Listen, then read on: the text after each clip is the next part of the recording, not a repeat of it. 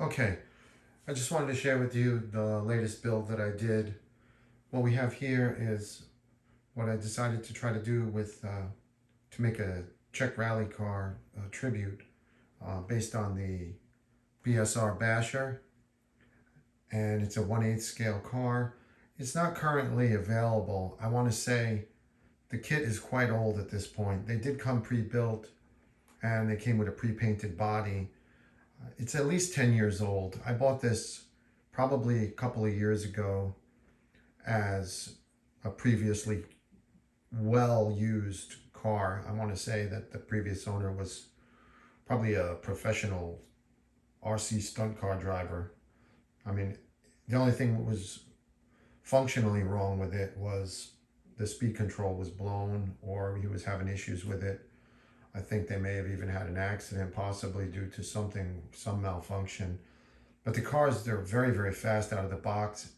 They're easy enough to find at least a YouTube video of it running. And they're extremely fast, potent chassis. The motor that came with it, the electronics. Electronics, well, I believe were maybe a little questionable, but I knew I was going to put a larger speed control in there anyway. And we'll get to showing you the underneath the cover in a minute. I just wanted to maybe quickly go over some of the little added details. I was able to find the unpainted version of this, which is essentially a Ford Fiesta. Now, some rally cars will come with that rear wing that you see in the back, but unfortunately not this one.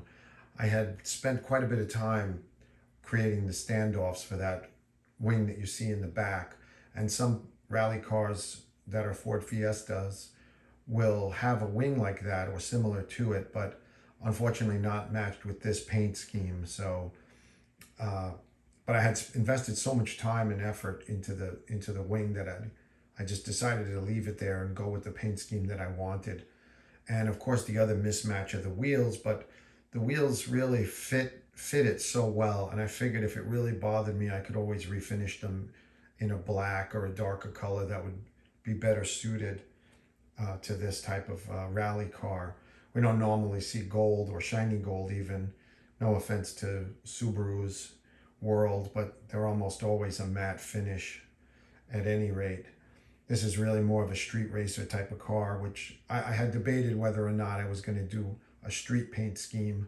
But then I just, upon researching, I stumbled across this paint job and I just couldn't say no. And it's a little more challenging than anything I've done in the past. So that's partially why I haven't been making any videos for a while. I tried to stay busy working on it, but it always took longer than I thought. And every time I looked around and saw there was another decal to make, another decal to print, etc., etc. So, but one thing I will say about the body as it comes, if you are ever able to find it, it should hopefully include what's meant to be included with it, which would be the windshield wipers, the antenna, the roof scoop, and it does come with the proper wing that's meant for this particular rally car. So it would be important to try to lay out a paint scheme beforehand and stick to it, not like this. But we did try to match the yellow on the back of the wing to try to make it look somewhat like it belongs there. And the only other note, this particular body does include some side view mirrors, but not the ones that you see depicted here. The ones that you see depicted here are from HOBAO's, I want to say, also a kit from a couple years ago. I don't think their current offering includes side view mirrors. But if you wanted to find these mirrors to use on any 1/8 scale car, which I think they fit quite nicely on a variety of bodies, you would be looking for HOBAO and then type chrome. So it would be a HOBAO chrome side mirror. And I think you'll still get some hits even on eBay, and they weren't terribly expensive.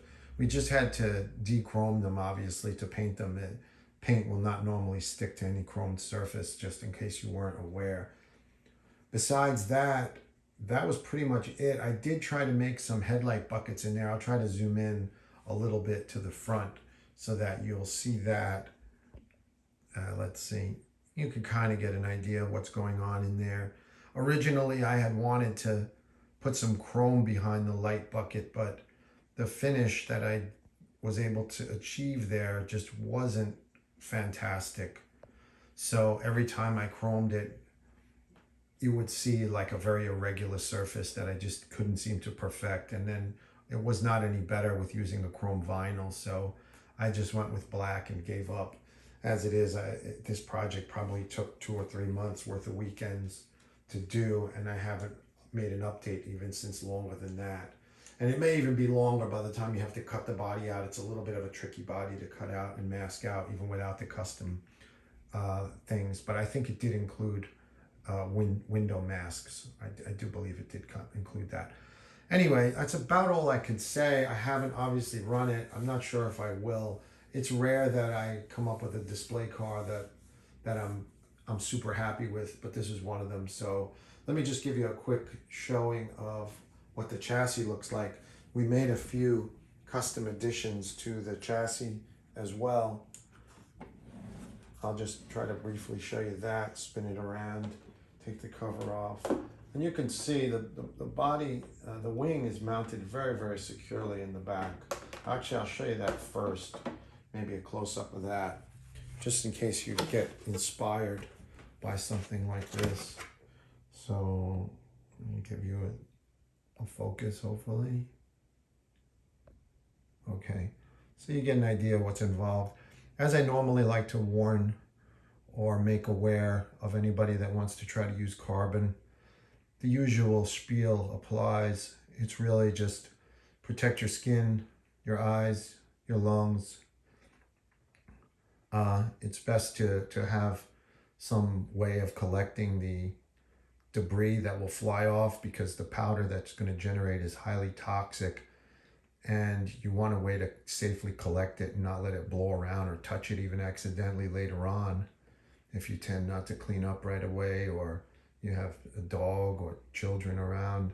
Okay, so the only other thing I would suggest is if you have two of something like this to make, just stack them with some double-sided tape and do most of your carving, or should I say preferably all of it, while it's stacked. That way, once you get the profile done and you're happy with it, you've got both. You don't have an additional challenge of trying to say, well, this one's a little different over here and this one's a little different over there. They'll be the same at least. So it might seem obvious, but it wasn't something I always knew, so I figured I would share.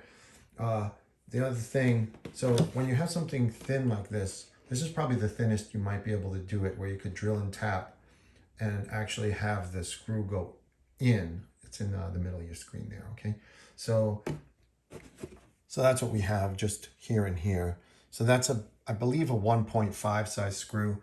If you think along the lines of Tamiya bolts that you would use to, or screws, should I say, that you would use to assemble, say, like a Tamiya Frog front wheel, that would be the size screw that I use there, just the hex head version, just because I'm preferable to those. And other than that, that's about it.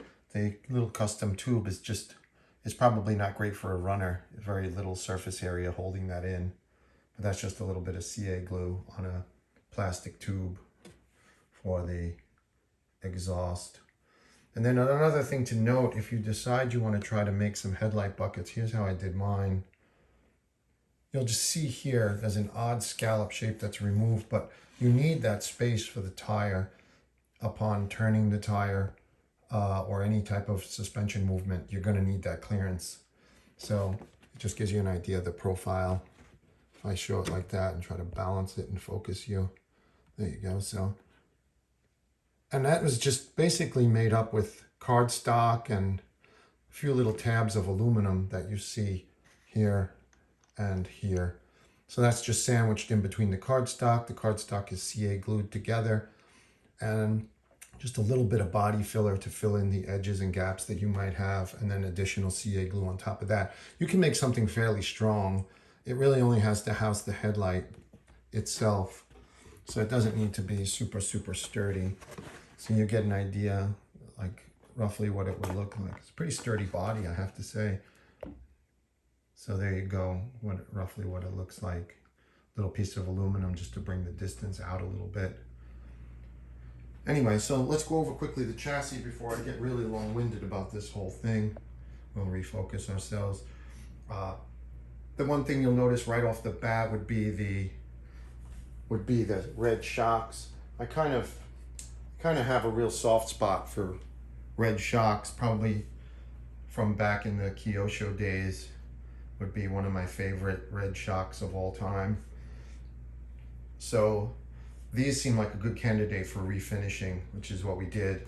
I covered in a different video, I believe I mentioned somewhere in one of those little videos, that the recipe for that is essentially de-anodize what you have there, well obviously if it's aluminum, then sand and polish the body of the shock, and then carefully clean and degrease the shock, and then spray some, to me, a clear red. So that gives you a good recipe for basically poor man's anodizing, and I think it'll spice up a lot of vehicles where, you know, a red shock might not be available or might be out of your price range, so to speak. So, and it's durable enough, sure, for the shelf and probably for a couple of runs.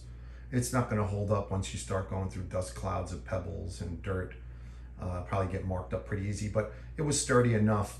It's a durable enough finish to put your shock collars and springs. This one has a good clearance between the body of the shock and the spring.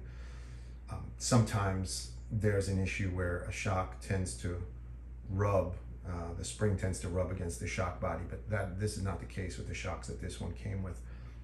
Then let me just disconnect you here, and I'll just show you a couple of close-ups of the chassis. We made a custom top plate here, primarily, well, one was aesthetics, but also because I purchased this used, it came with a, as I mentioned before, I think a speed control that was not functional. So what I did was pick up this gigantic one, and I wanted to make a nice place for it to go. Let me hit stop on this turntable, as I often forget. And basically there's a little shelf here that you see at the bottom, okay? And then this just fits in there nicely. It needs some double-sided tape. We're not ready to run this quite yet, but so we just made a top plate. It gives for a much cleaner look. If you do some basic image searches on the BSR Basher, if it should interest you, there's usually a support piece that comes from here to the bottom chassis, and as well another one on the front. It's not that it's a bad design at all, it's just, to me, it's not very attractive looking, and I always feel that the chassis is almost just as important as the body, as silly as that sounds. So other than that, that's it. There was a bit of work to do with the steering. It had a fair amount of play, and I don't know if that comes from the factory that way or not. It's hard for me to know. As I say, this car was, I would say, previously loved, but also previously used extensively. It wasn't as if I received it in pieces, but there was a lot of play in the steering, and I don't think that's normal for most RC cars. You do see it occasionally, but we were able to get rid of a lot of it. Here, I needed to use out of my parts bin, that's from an Avanti, but the tolerances were good enough on it, and the size was right. It didn't look out of place, so, and we were able to get rid of most of the slop. The biggest thing for that, really, to keep in mind if you're not aware, is if this has some play in it here, it's going to tend to wander, independent of what kind of traction you have. So obviously your car may wander if you have poor traction, slick surface, or some combination.